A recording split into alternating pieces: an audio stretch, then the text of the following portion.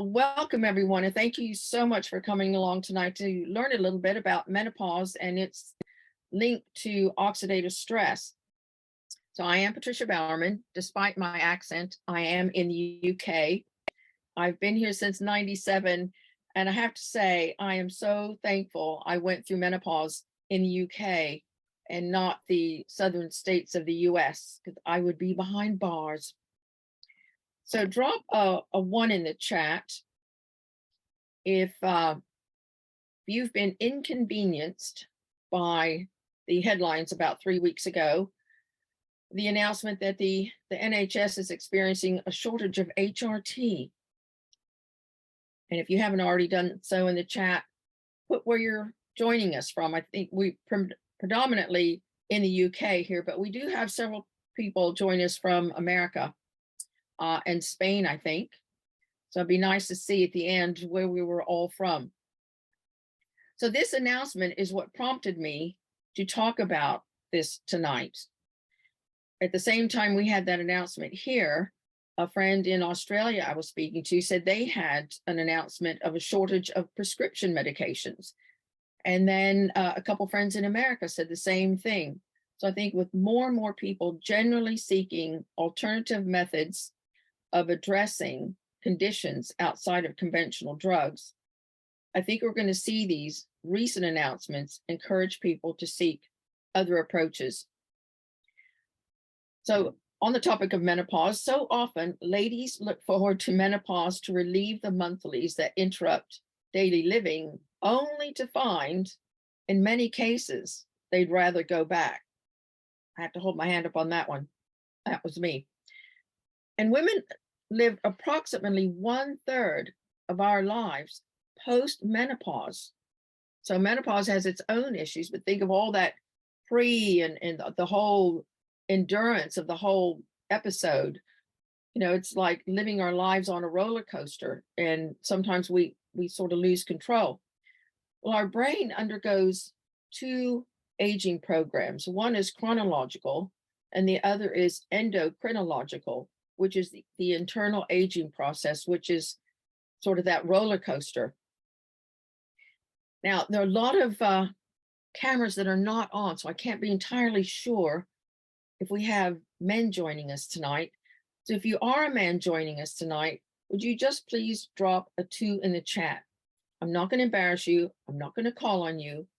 It would just be nice to know that there are some men joining in, because when I went through all this, men didn't talk about it. We didn't talk about it much at all. So when we feel rubbish, whatever the reason is, we oftentimes can't think straight to find the solutions that we need and want. So a little support, empathy, and understanding can go a really long way. And hopefully tonight, some men will maybe get a better idea of some of the factors, and they can offer that little bit of understanding and support. So I will cover what oxidative stress is, how it affects the symptoms associated with menopause before it manifests, and then during that seemingly never-ending process, and then the years following its conclusion. But let's first look at what menopause actually is. Well, menopause is a form of reproductive aging, defined as the permanent cessation of ovarian follicular activity and eventually the menstrual cycle. Normally, menopause is a natural process of the body. However, it can be the result of other causes such as surgery, chemotherapy, even our personal care products. With more and more synthetic ingredients in our personal care products, our hormonal balance can be affected without us realizing what the culprit is. I've worked with ladies who had thinning hair, ended up on taking things to help their thyroid, only to find it didn't really work very well. We looked at something as simple as their shampoo. Now, granted, looking at a label, reading a label, understanding what it means is very, very difficult. But we have the Think Dirty app and EWG.org to help us with that. So they evaluate thousands of products. All you have to do is type in the name, the brand name of your product that you're looking at, and they will give a breakdown. So Think Dirty gives a rating of clean to dirty, and EWG gives a rating of 1 to 10 on toxicity. And then they break down those toxins, so you know where their danger lies and how it affects you. And surprisingly, changing out something simple as your shampoo can make a huge difference in your thyroid function, and which affects, you know, your hair loss. Now let's look at what oxidative stress is, and then we'll look at its role in menopause. So oxidative stress plays an integral part in the aging process and results from the overproduction of free radicals, which overwhelm the body's antioxidant defense mechanisms, causing oxidative stress. Normally, in a young body, represented by my left hand here, in a young body, its antioxidant production is super high. Children, you see them running around, bouncing back when they're poorly, loads of energy, and that antioxidant production neutralizes free radicals. So here are the free radicals. Loads of antioxidants. As we age, those free radicals creep up, but the antioxidants can take care of them for a long, long time, till about our mid-20s. But as the body ages, the antioxidants decline, leaving the human body susceptible to a variety of age-related diseases. And this decline, combined with the gradual loss of estrogen in the female reproductive system, is highly associated with various issues. But the marked reduction in estrogen has been shown to increase levels of oxidative stress in the body. So there's a score for the free radical team. And premenopausal healthy women experience high oxidative stress levels for 2/3 of their menstrual cycle. So that's another score for the free radical team. Great symptoms in the chat if you can scroll. Yes, just going to look at those. Acne, thinning hair, brain fog, memory problems. Yes. And the palpitations at night. Okay, let's address some of those. I remember my worst one was hot flushes. I can still remember where I was standing sometimes. I'm 72 now, so this was a long time ago, but I was so embarrassed. I can still recall where I was standing sometimes when my face would be beach red, or I would just break out in this sweat. So hot flushes and night sweats, they're from an increase in our metabolic rate. And that can also result in sort of a spontaneous irritability. And these result in a prolonged increase of the metabolic rate. So this increase has been shown to contribute to the formation of oxidative stress by placing a hindrance on antioxidants. So there's another score for the free radical team. Whilst our antioxidant production is being held back, there's a hindrance on the antioxidants, and they're functioning in neutralizing those free radicals. And a further hindrance of antioxidants being able to counter free radicals is also significant with synthetic antioxidants and the antioxidants that we consume with our food. And that's because their ability is sort of one-to-one.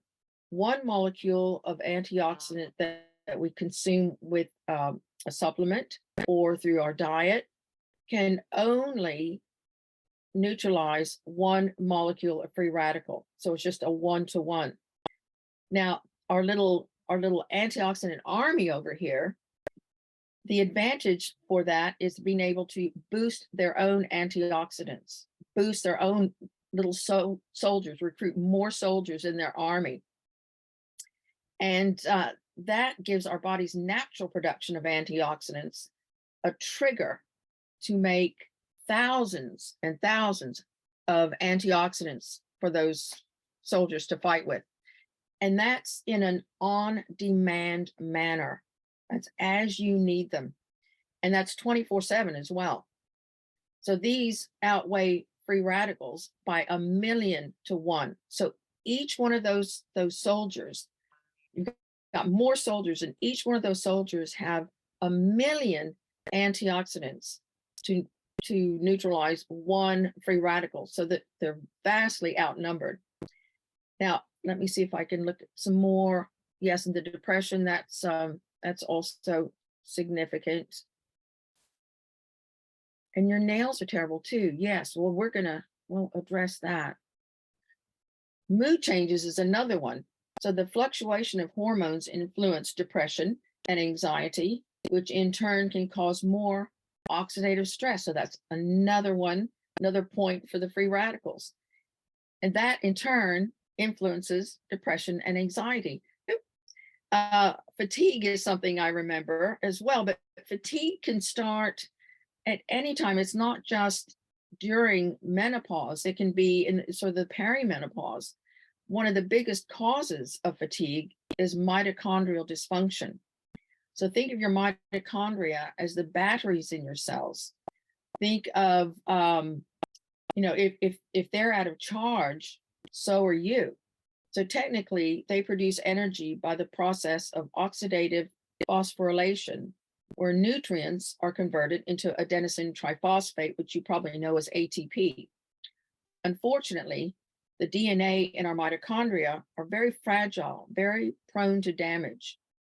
So this damage results from external mechanisms such as environmental or pharmacological toxins, and internal mechanisms such as being exposed to oxidative stress.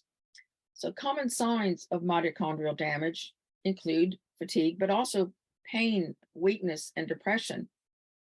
So if you are struggling with fatigue, could you please post in the chat, just drop a 3, will be fine. Okay, there's 1. So fatigue is an issue. So how do you know, you might be asking yourself, how do I know if I'm experiencing fatigue and it's related to mitochondria? Well, one sign is that your rest is not released. Your fatigue is not released by rest. You might wake up just as tired as you were when you went to sleep at night.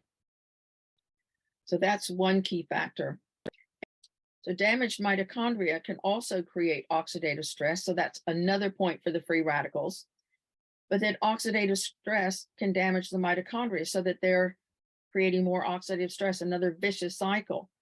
So if this resonates with you, would you just drop a 4 in the chat?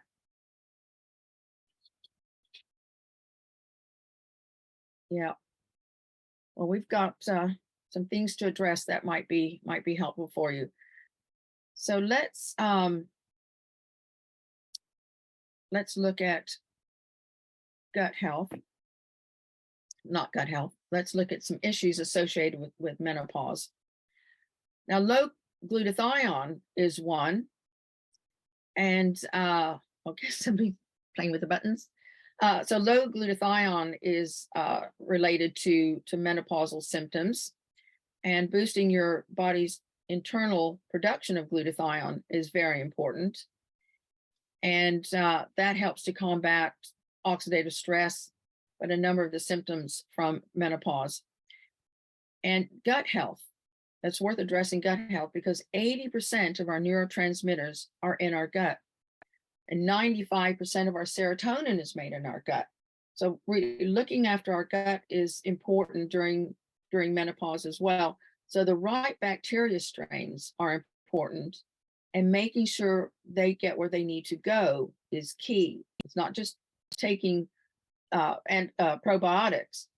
You want to make sure that they survive your stomach acid and then get where they need to be in your GI tract. So Lactobacillus rhamnosus is one specific bacteria strain that targets women's health. And low collagen levels affect our gut. And vaginal atrophy is another issue associated with menopause, and that is affected by oxidative stress as well as low collagen levels. And osteoporosis, that is probably one of the most well-known issues related to menopause. And osteoporosis is defined as a reduction in bone mineral density, which occurs when there is an imbalance between the creation of new bone and removal of old bone. Now, I never thought about that before, that removal of old bone, but of course the cells in our bones replicate just like the cells in the rest of our body. So we need to effectively get rid of the old. So there's a direct link with oxidative stress and osteoporosis, and it's more prevalent postmenopausal, but of course it's not just an overnight occurrence. It's a gradual process. So there's a lot. Now, if you're taking a collagen product, would you just type a 5 in the chat for me? Collagen is getting more and more attention, as it should do. It's very important. That's great. Yes, a lot of emphasis on collagen. Well, let's take a look at collagen and its role with menopause. So collagen is the most abundant protein in the body. It's the glue and the scaffolding for skin, bones, joints, and organs. Collagen is also needed in order for our bones to take hold of calcium and use it properly. About 30% of skin collagen is lost in the first 5 years after menopause. But our collagen depletion starts in our mid-20s. But then there's just a big drop after menopause. And then it continues to decline for about 2 years each additional year. Well, we have 23 types of collagen in our body, and we can supplement only about 5. We can actually activate 10 types of collagen, which also helps prevent the degradation of existing collagen. So some of the important types of collagen that we need to focus on for women's health as well as menopause is type 1. Type 1 is the most prevalent collagen in our body, and that's responsible for healthy bones, skin, nails, and hair. And type 2 collagen is responsible for healthy bones, hair, joints, and cartilage. And type 5 collagen is responsible for healthy bones, skin, eyes, and hair. You can sort of see a theme going here. And type 8 collagen is important for our heart, brain, liver, lungs, muscle, and cartilage. And with our heart being susceptible to low collagen and high oxidative stress, it's important to take a collagen that helps your heart. And type 9 helps with our discs. You know, as we get older, we tend to shrink a little bit. I used to be 5'5". I don't know what I am now, but I'm a little shorter. And the discs in our spine have a lot of collagen, and that maybe contributes to why we're not quite so tall as we used to be. Type 17 is responsible for healthy skin and hair, and type 27 is for our eyes. I think that must be a 23 because there are only 23 types of collagen. So as we get older, our joints might start to creak and crackle and ache. How many people suffer from painful, achy joints and they're treating it or think it's arthritis, when actually it's just a lack of collagen? Now, if you like to do your own research, this is really fun. Would you drop in the chat where you like to do your research? Maybe you go to your neighbor, you call your best friend, maybe you consult your child in graduate school or something. Oh, Stella, yes, good Stella. When I was a kid, when I was growing up, we had to go to the library. If we had an encyclopedia at home, but mostly we had to go, to a book. And now we've got the internet is fantastic. So going to clients and friends and work colleagues, that's right, and friends. Anymore with friends. Word of mouth has always been a really good source. You trust your friend, and you're going to trust the advice they give you, the suggestions they give you. Well, I'm going to give you a research tool that scientists use, and doctors use it as well. And that's pubmed.gov. A couple of you mentioned, research magazines. Oh, that's a good idea. Yeah, there's Google. Yeah, Well, this is like doctor's Google. So pubmed.gov. There you go, Brett. Thank you. Pubmed.gov. So I researched, this is my research tool, because these are peer-reviewed published studies on PubMed. It's not just someone's hearsay. So you can type in whatever you're concerned about. You can type in maybe your doctor's recommended a prescription and you want to check it out, or a product that you've heard about. Maybe a friend has recommended a product. A lot of people use Amazon for a research tool. And you can type that into PubMed and see if there's any rigorous science on it. So I typed in menopause and oxidative stress, nearly 1,000 studies. So the results will come up with each study that you can read. And osteoporosis in menopause, 12,000 studies.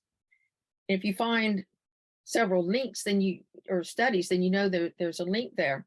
Osteoporosis and oxidative stress is 1,200. Mitochondria and menopause, mitochondria and osteoporosis. Gosh, what is that? An mitochondria and oxidative stress is 28, almost 29,000. And link between postmenopause and women with diabetes. He's also got more on menopause and diabetes, and collagen in menopause. So a big link there. So now I'm going to stop sharing. And where's stop sharing? There's stop sharing. Now I'm going to introduce Mr. Menopause. That is Brett Dorney. And I'm going to let him tell you how he got that title. And then we'll come back and have some Q&A afterwards. That is very funny. Thank you, Patricia. So how did I get the name Mr. Menopause? Well, it's something that's been building up over the last 5 years. And when it first started to happen, it was by word of mouth. Yes, hello, Mr. Menopause. Thank you, Philippa. It was by word of mouth. And that's because in the course of something that I do, knowledge of oxidative stress that you've heard about from Patricia tonight, mitochondria in particular, those two, but the one I focused on was oxidative stress. I was helping some friends with dealing with the menopause, some perimenopausal and some menopausal, and those friends told their friends and their friends told their friends, and suddenly I had a whole bunch of people referring to me as Mr. Menopause. So that's where I got the nickname Mr. Menopause from. I know a whole lot more about menopause than I should. Although, as somebody said to me on Monday night, you're old enough, Mr. Dorney, to have the male menopause, which is quite funny. And who knows if that exists. Drop me a 6 in the chat if the ladies in the room think that the male menopause exists. I'm not sure that it does. I think we just call it moody and miserable. No, Marion thinks it exists. Okay. Liz, good.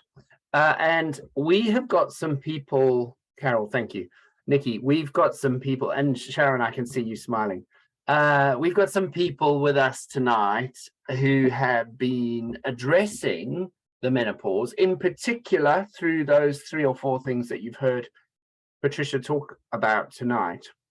But before we hear from 1 or 2 of those people, and mindful that we might have some Zoom bombers in our midst, I just want to go back to talk to those people that dropped all those symptoms into the chat, and let's just give it a second to flush out some of the inconvenience, some of the discomfort, pain even, that many people experience as a result of the menopause. Women going through those processes that Patricia articulated at the start, men as well being on the receiving end of that. So those of you that have got men in your life or significant others in your life, they're on the receiving end of that if you're in the midst of struggling with some of those symptoms, as we were saying. And even if the male menopause does exist, there is some elements of this that will be similar regardless of gender. Linda, itchiness, increased cardiovascular endurance, mood swings, Some temperature. Edith says some temperature. Loss of memory, that's a common one, right? So going into a room and thinking, I knew 5 minutes ago what I was going to do when I got in here, but when I'm in here now, I've forgotten. Some of the short-term memory issues coming in. Insomnia, that's a common one. Thinning hair. The brain fog one in particular was, I think, some of the issues that that I was first confronted with when the ladies came to me. A lot on the brain fog, the pain, the skin, the hot flushes in particular. Nails being terrible, so weak and breaking nails, hair strength being really weak, and so on. So some of those. Who was it? Somebody said depression. Yeah, so there's a whole range of symptoms that people are experiencing. If anybody thinks that there are some in addition that we haven't talked about, drop those into the chat for me, please. I would have said unmute, but given that I've just armed Patricia with the exit button, I think we'll use the chat function. That makes sure everyone stays in the room. So if you think of any others or those that are peculiar to you and you don't mind sharing those, please drop those in the chat for us. We will protect people's personal health information. Yes, anxiety, loss of libido, and so on. So there's some great examples there. He says, Carol, that used to happen to me. I'd go bright red when people spoke to me. So she can relate. And Carol says, yeah, I know, so embarrassing. So I guess just to sum up this little section on some of these symptoms that we're hearing, the research tool that you've heard from Patricia is you're very clear. I think the whole audience is very clear about what some of those features and symptoms are that you'll experience. We know that there is, from PubMed research, there's a very clear connection, as Patricia showed you, between the menopause and accumulated oxidative stress. So doing something to reduce your oxidative stress, address your mitochondria production, those little batteries-like, bean-like structures in all of your cells that create your energy, and they're massively impacted by oxidative stress. Dealing with those couple of things, looking at good quality collagen that you've heard from Patricia, activating your NRF2 pathway for oxidative stress, NRF1 pathway for mitochondria, looking at your gut health, the kind of foods you're eating that are making some of those symptoms that Patricia talked about and that you all mentioned. Flare is just about being in touch and being aware of your body. And Patricia, I think given the circumstances, that's probably enough from me, and I'm going to hand back to you. Oh, thank you for that. And I wish I'd known you about 20 years ago. It would have been pretty nice, but the memories fade. Well, we've seen how menopause is affected by oxidative stress, as well as how many of its symptoms contribute to oxidative stress, sort of a vicious cycle. But what can we do to address oxidative stress? Well, obviously, tackling those free radicals that keep banging away is the first step, and boosting our body to produce that army of antioxidants, more and more soldiers on a level that our body did when we were younger, is the most efficient way, which gives us a winning edge over the toxins. We win now. And that winning edge is achieved by activating a protein messenger in our cell that Carol mentioned. And that protein messenger is NRF2, as well as eat clean, as Brett said, check your personal care products, lower emotional and physical stress. And we've also seen how damaged mitochondria affect many aspects of menopause. So mitochondria are our energy generators in every cell. They even have their own DNA. But consider that those fragile DNA get damaged and they in turn create more oxidative stress. So consider that each cell in the heart has about 5,000 mitochondria because it's such a huge energy consumer. Well, those decline with age, so you can see where damage to the heart can occur from the damaged mitochondria, but also the effect of menopause on that. So they decline with age, and menopause causing more oxidative stress damages your mitochondria. So you see that need to repair and replenish your mitochondria. So how do you do that efficiently? Well, activating another protein messenger, and that's NRF1. We had a quick look at the role our gut bacteria plays in hormone health, and that can affect brain fog, mood swings, depression, and anxiety. So those are sometimes in and of themselves, but also associated greatly with menopause. So the correct strains need to get where they can do their job. So a timed release probiotic can make a noticeable difference. And finally, we'll take a look at the need to boost and regulate our collagen production. We saw how important that is. And our brain, skin, both internal and external skin rely on collagen as a scaffolding that so much of our body is built on. So with our bones being largely collagen, that makes it a key player for avoiding osteoporosis. So certain collagens are also needed for healthy sexual function, and that's for males as well as females.